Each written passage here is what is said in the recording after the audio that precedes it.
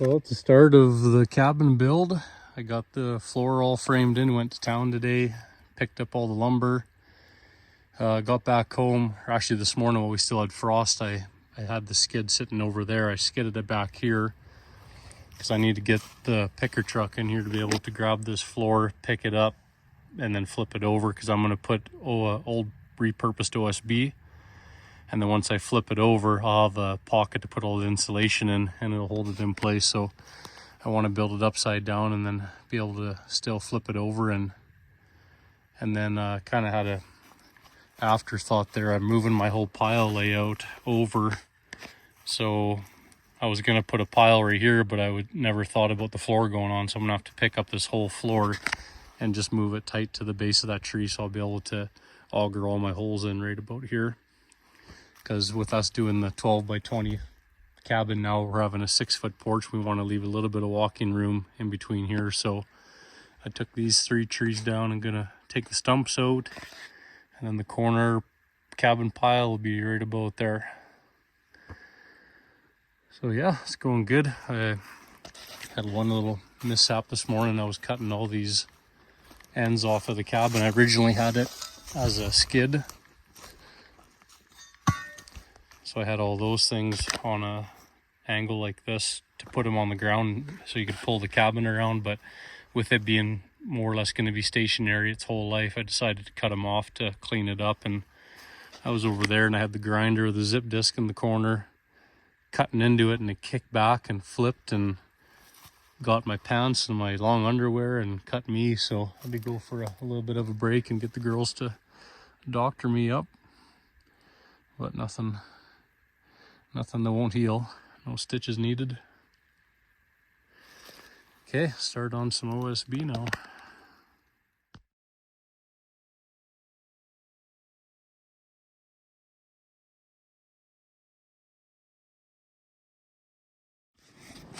Well, the insulation's all done. We ended up doing 2 layers thick of R12.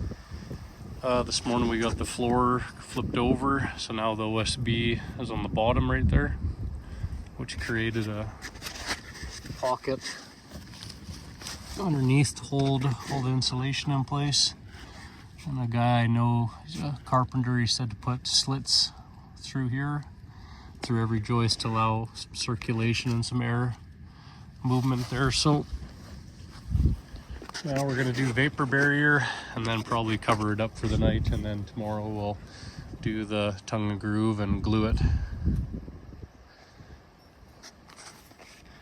And then we had to pick up the floor and move it back over here, so now we have room to do the pilings.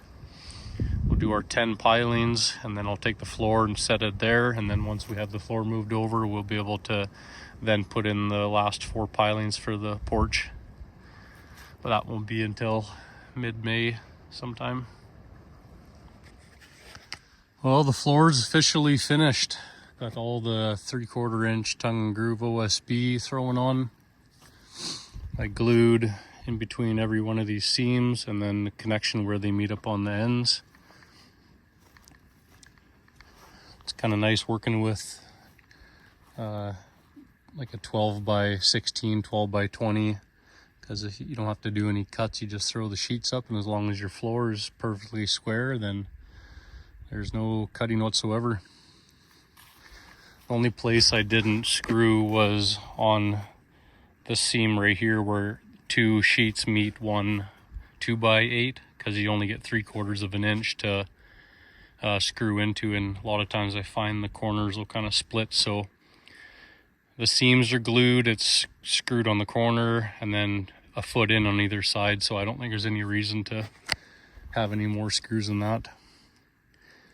And another good thing is about this metal frame is it should be fairly mouse proof. I think a mouse would have a hard time trying to get up and underneath metal where they can't get any traction on. So I would think, unless they can get up the stairs, but we'll figure something out. But for the floor itself, would be, I would say, pretty much mouse proof. Now I'll check the corner to corner and see what it is. When I framed the actual frame of it, before I started flipping it and moving it around, it was not even 1 mil out corner to corner. So I'll check her again and see what it looks like.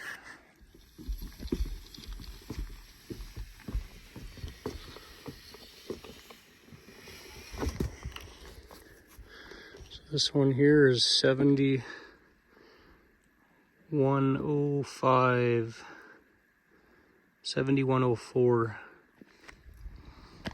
That's to that corner.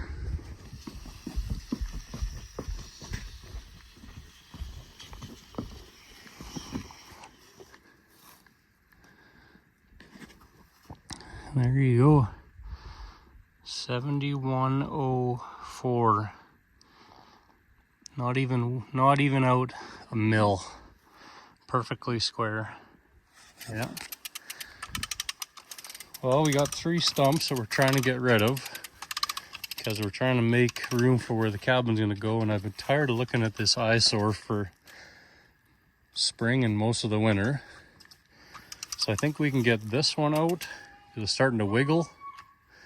So we'll put a lot of pressure on it with the come along, and I'll use the hoe and grab the top and see if we can just keep working it around and get it to free up there. It might still be frozen underneath.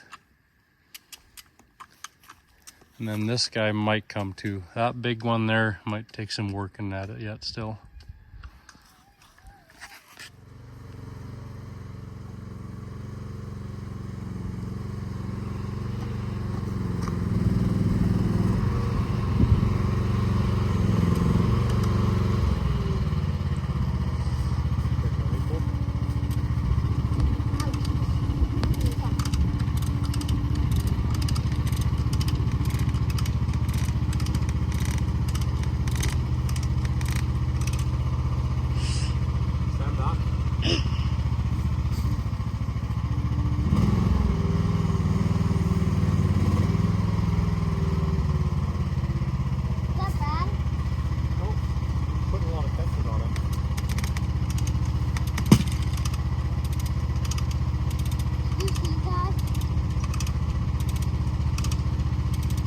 I heard that.